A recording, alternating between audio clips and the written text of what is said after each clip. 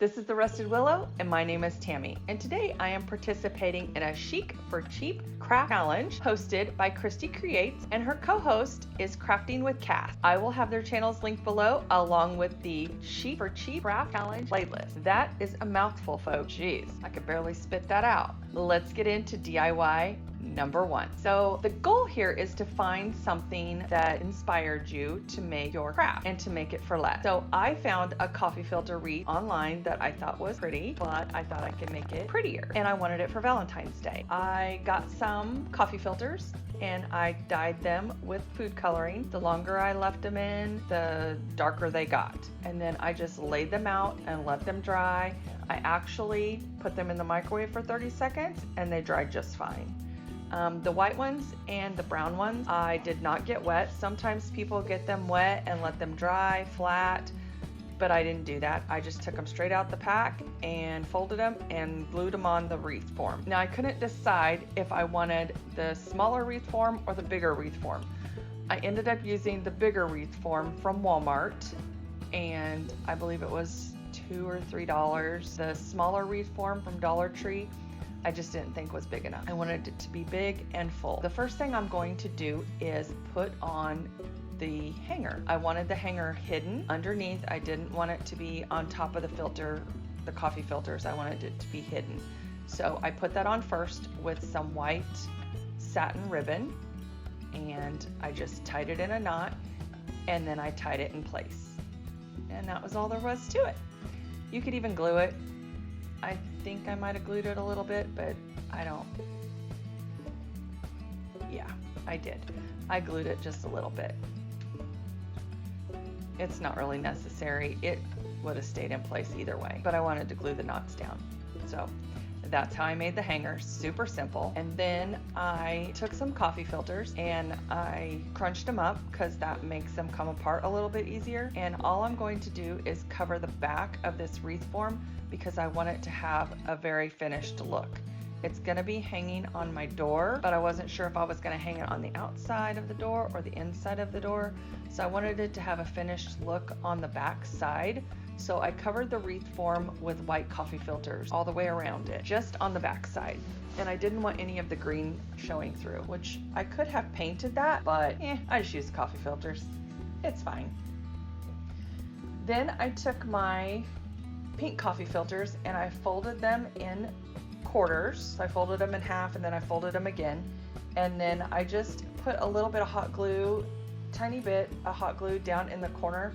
Now I did this on some of them, but I didn't do them on all of, I didn't do that on all of them. I don't think it's necessary. And I thought this would be an easier way to do the wreath. But honestly, I think it would have been easier to just put dots of hot glue, stick the coffee filter on the end of a pencil, and stick it to the wreath. I think that would have been a whole lot simpler. And then I wouldn't had to have went back and fluffed it after I glued on all the coffee filters. All I did was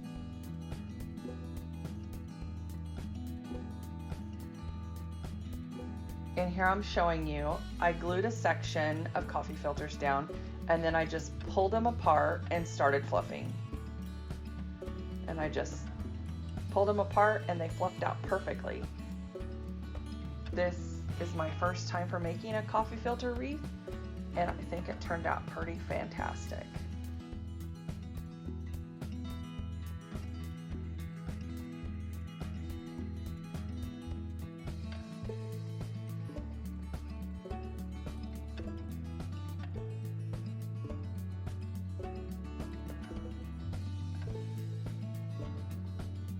I liked the variation of the color, the pink, the white, and the brown, and that's what it looks like before you fluff everything. They just kind of lay out, and I glued mine together pretty closely, so it's gonna be really stinking full and it looks amazing. And that's what it looks like on the back side. So you can see how full it is. I went back in a couple places where I thought needed an extra coffee filter or two, and I just added a few just to finish it off and add some color because I didn't want it to be solid pink or solid brown. I just wanted the brown coffee filters, the natural color, which I could have tea stained them or coffee stained them to get the same look, but I just bought them.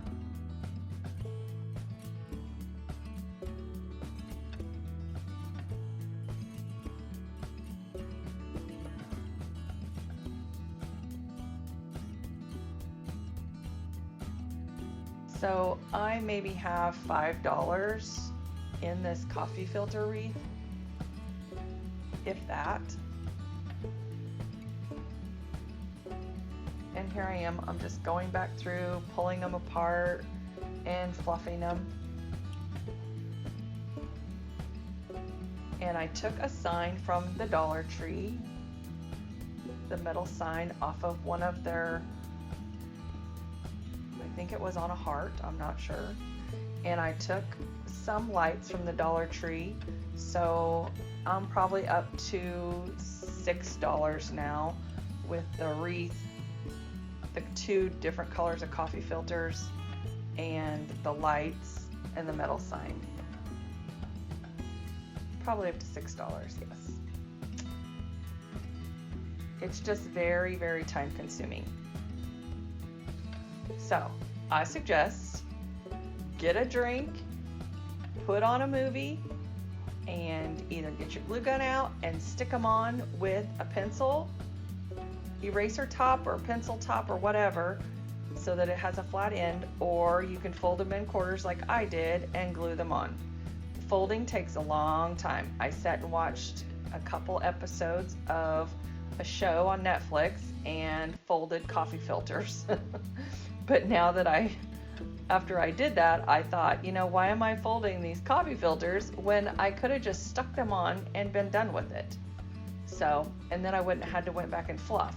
It's whatever you want to do. And I put these lights on my coffee filter wreath, and one light, of course, worked. When I put them on, they all worked, and then I turned it over and it didn't work anymore. So I don't know if it's got a short in it or what, but we fix it. No big deal. So I decide the placement of where I want to put my love sign. I glued the battery pack on the back with making sure that if I need to change the batteries, I still have access to the little screw to change the batteries.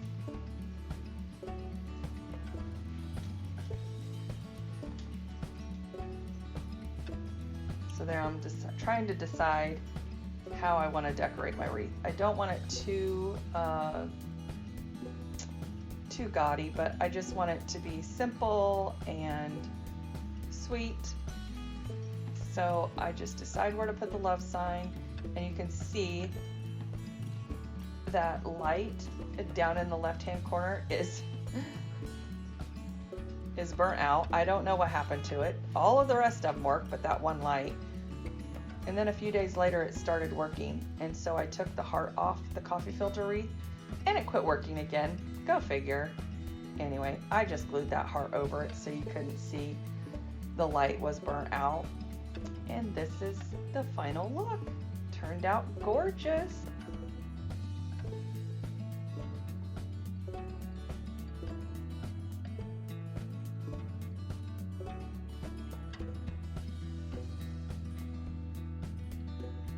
Those are pink heart lights, by the way. They're just super bright. And that's how it looks on my door. On to DIY number 2. So this is just something I saw on Pinterest, something simple. I love this sign because it says love you more, and I used to tell my kids that when they were babies. They would say I love you, and I would say I love you, and they would say back to me I love you more, or vice versa. So I just wanted to dress it up a little bit. I really like the sign. I just thought it was a little too plain. It was more country than chic. So I took a Dollar Tree sign and I took off the red and white XOXO and the red and white polka dot hearts. I took off the yellowed buttons and put on white buttons. just some simple updates makes a world of difference. And instead of the raffia bows, I changed those to jute bows. And I think it dressed it up so much better. So this was a super simple makeover. It took about 5 minutes and it looks amazing. I hope you like it. So let me know down below in the comments which project was your favorite. Don't forget to subscribe to my channel and leave a comment and let me know where you're stopping by from if it's your first time. And if you're returning, don't forget to say hi.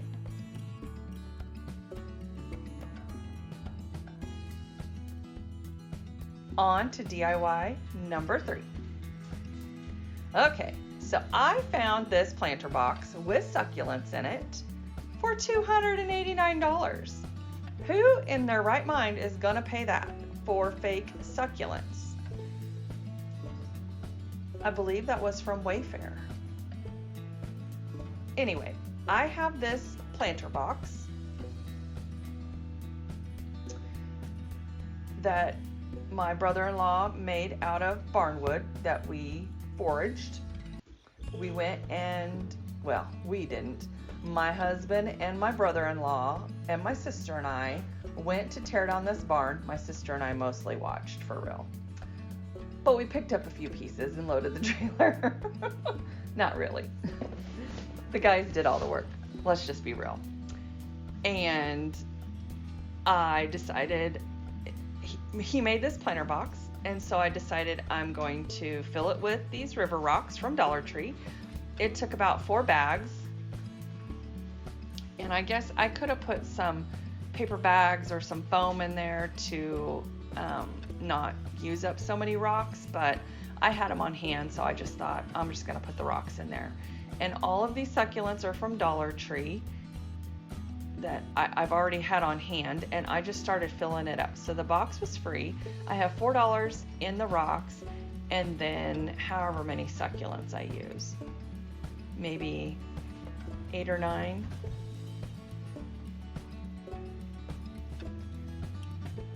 Okay, maybe 12 or 13. So they are $1 a piece. So you could use less or you could use more, whichever you prefer.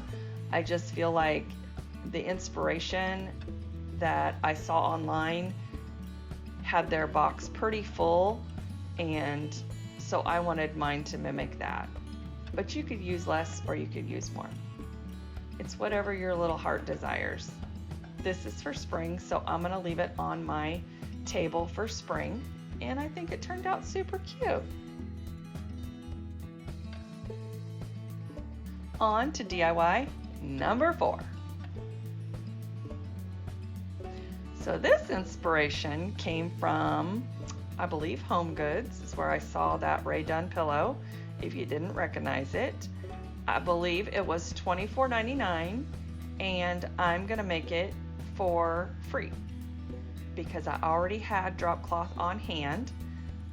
This is how I'm making my slipcover pillow. I basically just measured out the size of my pillow. If it was 24 by 24, I did 24 by 24.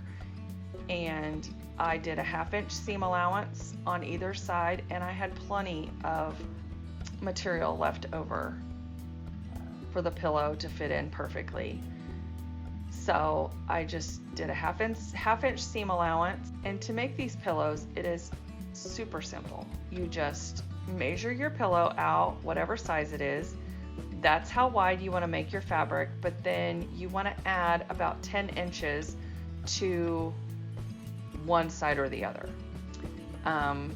The side you're going to fold, which I can do a better tutorial on how to make these slipcover pillows.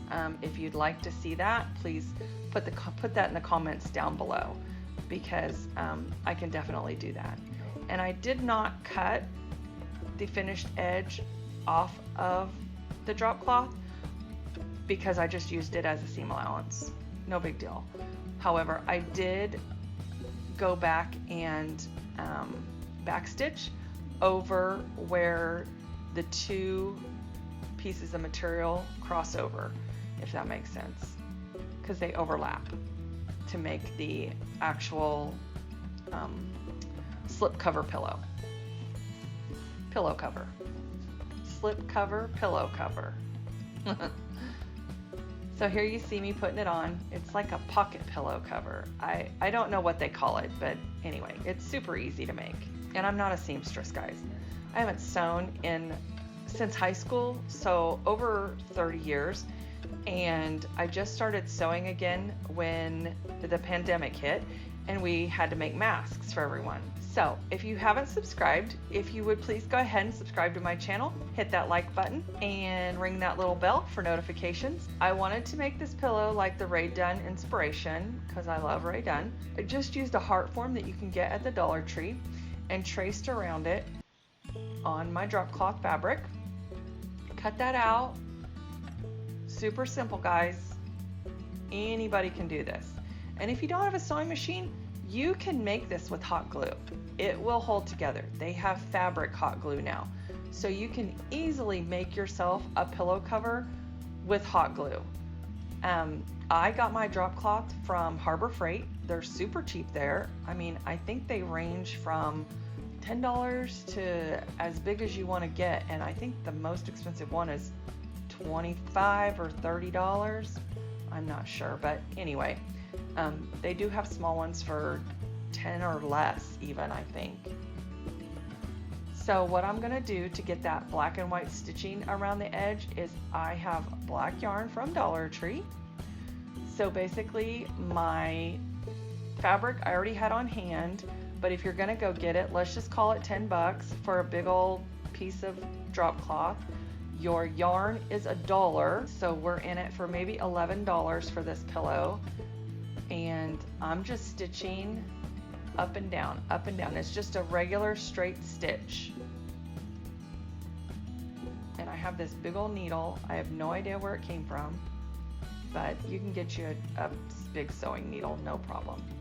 Anyway, I sewed all the way around, just a straight stitch, about a ½ an inch in, and it was starting to unravel pretty good, so you'll see that around the edges. And I just make sure that I didn't pull it too tight because I want that heart to lay flat. So I make sure that I get the yarn pretty loosely through there, and then I cut it off. I'm gonna tie a knot, and that little bottle is that little white bottle is no fray. So I put that around the edges because it's starting to fray pretty good. And I know that the Rae Dunn, all of their blankets and stitching, anything that's fabric does unravel. They want it to unravel because I think they use a canvas cloth too, or it's some kind of canvas. Anyway, I want it to unravel a little bit, but I didn't want it to come undone and then mess my stitching. And I was gonna hot glue this onto my pillow anyway, so I just went ahead and used that no fray so that it wouldn't fray any more than it already did. So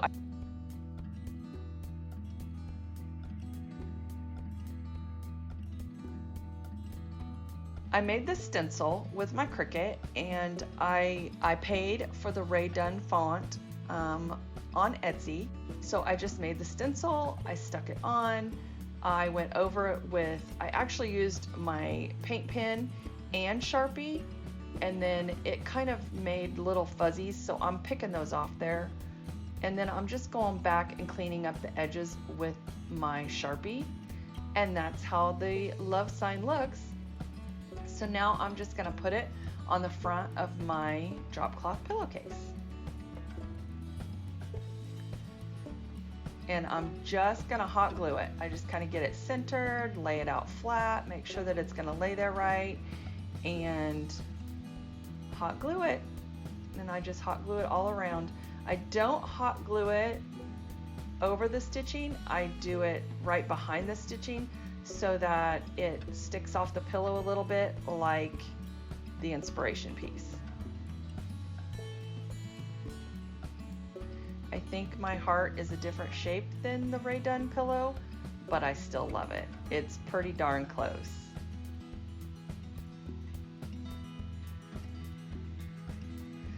Love, love, love it.